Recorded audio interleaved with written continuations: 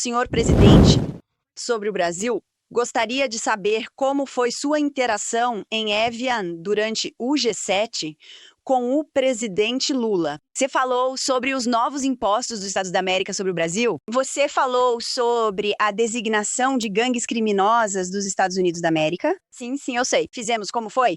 Passei muito tempo com ele. Na verdade. Uma boa história, homem! O único encontro que realmente aconteceu entre o Lula e o Trump no G7 foi bem breve. Vamos dar uma olhada no que realmente aconteceu aí. Roda.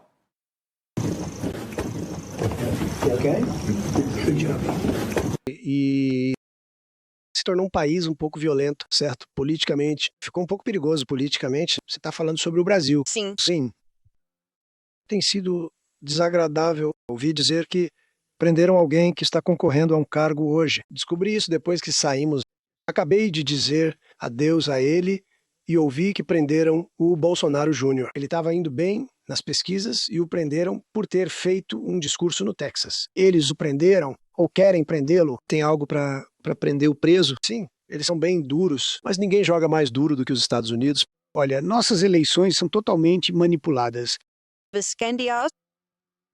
Por favor, na parte de trás, sim, senhor, continue. O presidente Trump acabou de dar uma entrevista lá no G7 e teve um outro rompante sobre o Brasil, falando das eleições no Brasil. Ele disse o seguinte: ouvi dizer que prenderam o Bolsonaro Júnior. Eles o prenderam ou querem prendê-lo porque ele está bem nas pesquisas. Tal. E depois ele fala uma outra frase que soa até um pouco como uma ameaça. Eles jogam pesado, mas ninguém joga mais pesado que os Estados Unidos. Olha, eu acho que ele conhece pouco o Brasil. Se ele conhece o Brasil pela relação que ele tem com a família Bolsonaro, ele desconhece o Brasil. O Bolsonaro já está preso. Então, se tem alguém que tem que aprender com as eleições civilizadas no Brasil, é o meu amigo Trump. Na próxima vez, eu vou levar a urna eletrônica para mostrar para ele como é que ela funciona. Ele tem direito de ter as preferências eleitorais dele, as preferências ideológicas deles. Eu só espero que ele não fira o código de ética entre as nações que querem ser respeitadas na sua soberania.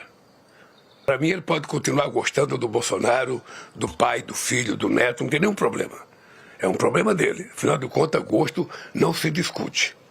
Agora, não se meta nas eleições do Brasil, porque as eleições do Brasil é um problema do Brasil. Como as eleições americanas, é um problema deles, não é um problema meu. Então a única coisa que eu quero é o respeito pelo Brasil que eu tenho pelos Estados Unidos. Só isso. Não é que ele confunde Flávio com Eduardo, ele cria um Bolsonaro novo. E esse é o nível de informação que tem o presidente dos Estados Unidos sobre a família que clama, reivindica ter um acesso privilegiadíssimo a ele. Ele não sabe o nome do filho que recebeu no gabinete, em seu gabinete, no Salão Oval, na Casa Branca. Ele recebeu o Flávio e o Eduardo, e ele conseguiu criar um Bolsonaro Júnior. Isso não é um mero erro ou uma confusão. Este é os Estados Unidos. É o presidente dos Estados Unidos mais mal avaliado em muito tempo, não só dentro do próprio país, como no globo, no mundo. E é o presidente dos Estados Unidos que tem utilizado o poderio comercial e bélico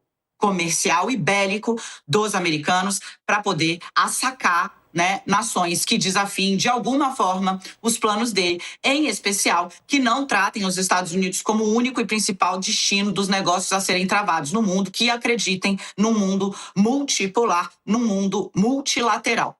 Então, quando o Trump faz o que ele fez, ele está espalhando desinformação, mentira, falsidade para o mundo inteiro. Bolsonaro Júnior não existe, ninguém foi preso ontem e nem Eduardo Bolsonaro, sendo muito benéfica com o desentendimento do presidente dos Estados Unidos, está condenado pelo Supremo Tribunal Federal porque fez um pronunciamento no Texas. Não. Donald Trump foi quem assinou a prova cabal do crime de Eduardo Bolsonaro. Ao anunciar as sanções, o tarifaço contra o Brasil, Trump cita Jair Messias Bolsonaro e seu julgamento no primeiro parágrafo. Foi ele quem assinou a prova cabal, mais cristalina, evidente e incontestável do lobby, do trabalho, de sabotagem da economia nacional. Se a intenção era essa ou não, não saberemos jamais, mas esse foi o resultado efetivo do que fez Eduardo Bolsonaro lá fora. O presidente dos Estados Unidos não se confunde, ele mente. O presidente dos Estados Unidos, ao dizer que o Brasil está se tornando um país arriscado politicamente, lança uma retórica, mais um artifício que ele tem utilizado em maior ou menor grau para interferir em nações independentes. Vamos dizer só isso. Bom, mesmo sem falar muito com o Trump, o Lula conversou bastante com os outros líderes presentes no G7, tá? O Bruno conta mais pra gente. Bruno. É isso aí, Calejão. Horas antes desse encontro, o Lula conversou com líderes de vários outros países e o áudio da conversa acabou sendo capturado pelos microfones da sala. Nesse diálogo informal, o Lula insistiu que o mundo é de centro e que ele mesmo também se via dessa forma. O presidente brasileiro ainda completou com a frase "nunca fui esquerdista". Agora, Calejão, é difícil interpretar o que o Lula quis dizer com isso, né? Mas provavelmente, na minha interpretação, foi a famosa frase para o inglês ver ali.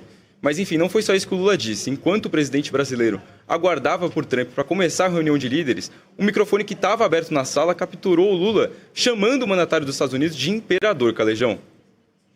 Eu te confesso que eu também não entendi, não sei exatamente se eu concordo com a tua leitura, que é um jogo para inglês ver, que ele estava tentando de alguma forma falar para aquela audiência, para aquele público de uma forma específica, mas digamos que é muito questionável esse tipo de fala. Como eu vejo, pelo menos gera mais estrago e confusão do que qualquer outra coisa, tá? Mas vocês vão entender por que o Lula também chamou o Trump de imperador, porque pelo seguinte, gente, a ausência do Trump, tá? Olha só, após conversar com alguns líderes mundiais, justamente nesse momento que o áudio vazou, o Lula estava visivelmente irritado com o atraso, porque o Trump já estava demorando de propósito. Aliás, ele faz isso como método, gente. Ele faz isso de forma reiterada. Ele já deu sapato maior do que o que a pessoa usa e obrigou figuras, por exemplo, como Bessent, como o Rubio, a usarem esses sapatos, que era uma forma de demonstrar autoridade, tá?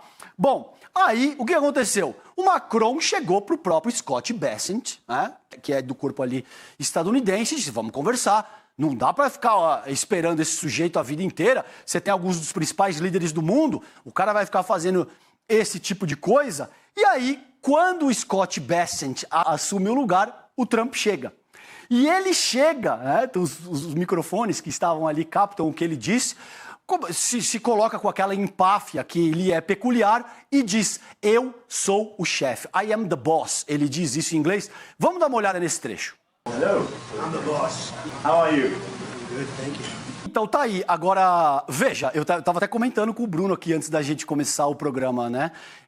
Quem de fato tem autoridade não precisa se reafirmar o tempo todo de uma maneira tão banal.